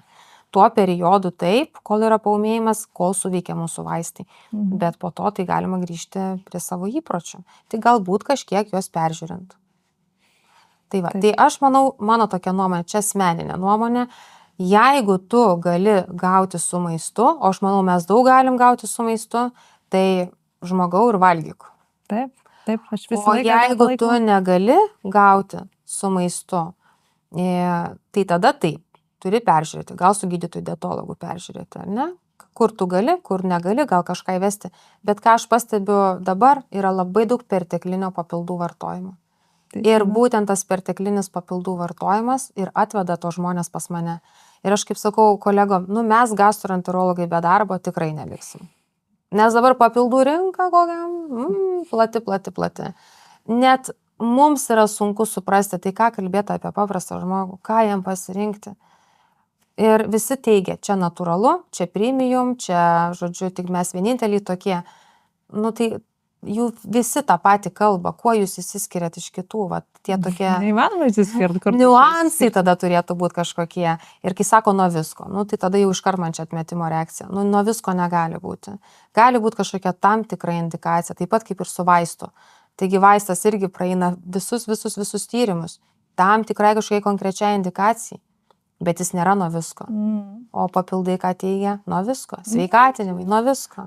Gerinti. Yra niuansų ir niuansai. Yra niuansų. Tai va, tai tada, kada reikia. Tai nesu prieš, bet nesu ir už, kad reikia dabar visiems čia imti ir vartoti ten, pavyzdžiui, tą patį magnį. Nu gal Su dabartiniu streso lygiu. Gal ir ne visiems, jeigu tu moki tvarkyti su tuo stresu ir tikrai randi tų kitų būdų, tai kam tada reikia to papildo. Pavyzdžiui, aš asmeniškai tai tik tos bazinius vartoju. Bet magnis, žinok, jau dabar prie bazės Jeigu, priskiriamas. tai bandžiau aš jį vartot, man netiko visiškai. Absoliučiai man buvo dar blogiau, kas liečia mano virškinimo sistemą ir tikrai pasirinkau tą, kuris, mažiausiai dirgina tą sistemą. Man asmeniškai netiko ir aš tiesiog kitų tų būdų randu. Nesakau, savo mėgstamą veiklą. Plaukimas, kaip ir minėjau. Tai jeigu tu randi alternatyvą, kad tu gali išvengti piliulės, sirupo ar miltelių ar dar kažkokiu pavidalu, aš rinkčiausi tai, kad išvengti. Jeigu tu negali išvengti arba tu nenori nieko daryti, nori greito efekto čia ir dabar, taip tu renkėsi kitą opciją. Čia yra kiekvieno pasirinkimas. Bet aš grįžtu vėlgi prie to pačio. Pirmiausia, nepakenkti. Daryti viską saugiai. Ir kritiškai. Mąstyti ir Taip. pasidomėti, nes vartotojas irgi turi labai daug atsakomybės iš tikrųjų. Negalima visko versti ir ant reklamos, ir ant, Taip. ir ant gamintojų. Gerai, Evelina, visą laiką turime paskutinę rubriką savo pašnekovams. Tai yra 3 dalykai, kurie reiškia žmogus asmenybė, kuri įkvepia. Kokias knygas skaitai, ką galėtum rekomenduoti, kokią nors mėgstamiausią savo knygą ir jeigu klausai podcastų, kokį pasidalinti. Asmenybė. Dabar nuskambės tikrai keistai. Nebūtinai. Kovos sporto, kovinio sporto Karetskaitė. Oho, net nežinau, žinok. Taip. Tai mane įkvėpia jinai savo energiją, savo užsispyrimu, savo tikslo siekimu, kad viskas yra įmanoma, jeigu tu įdėsi labai daug darbo ir ta tokia valia. Nes sportas, moteriai, toks kovinis sportas, iš tiesų yra tikrai sudėtingas. Ir ten reikia labai būti emociškai, ne tik fiziškai, bet ir emociškai labai stipriai. Tai va, tokia pirma mintis tiesiog kilo, tikrai įkvėpimas, moteris asmenybė, kur yra įkvėpimas man ir pavyzdys, kaip viskas yra įmanoma, tik reikia, kaip sakoma, nepasiduoti ir įdėti labai daug darbo. Knyga, pasakysiu taip, nuobodžiai, pagrindė tai ta mokslinė literatūra. Su visais gydytojais, kurios Nes, kitaip tai čia neįmanoma. Tu turi atnaujinti žinias, viskas labai dinamiška, viskas greit keičiasi. Žiūrėk, ten prieš metus buvo vienaip, dabar jau žiūrėk kitaip, jau keičiasi. Tai jeigu tu neskaitytum ir tu nesidomėtum, tai tiesiog tu nebepasivytum. Viso to tokio greičio ir srauto ir tai grožiniai literatūrai, nelabai lieka laiko, atvirai pasakius. Tikrai.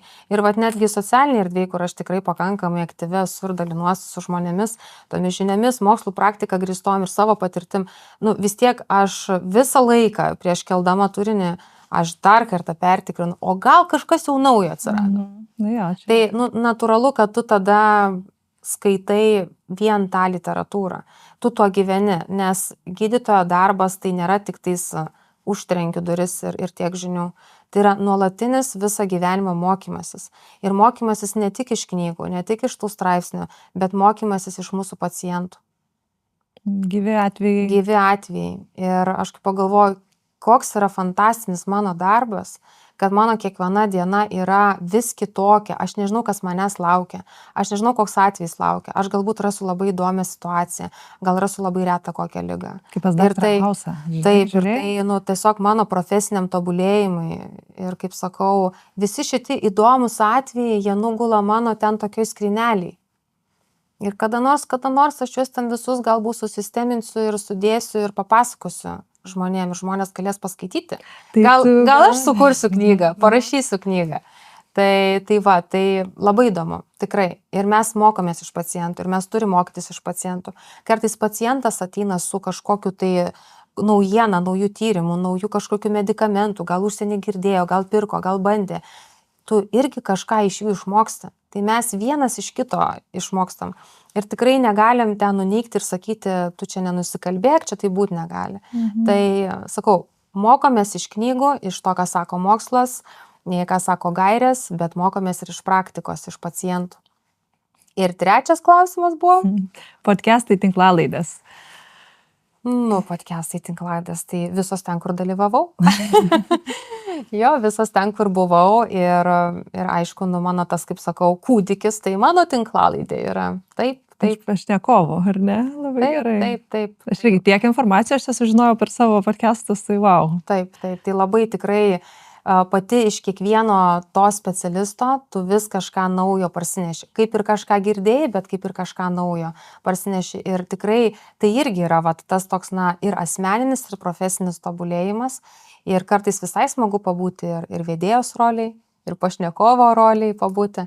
Tai tikrai labai džiaugiuosi, kad Lietuvoje yra tokių tinklalaidžių, kurios, kūrė tą tokį vertę žmogui, pacientui, paprastam žmogui, kūrė tą medicininį turinį, mokslų praktiką grįstą ir kalba apie tai ir šviečia žmonės ir kuo daugiau žmonių pasiekia tą informaciją.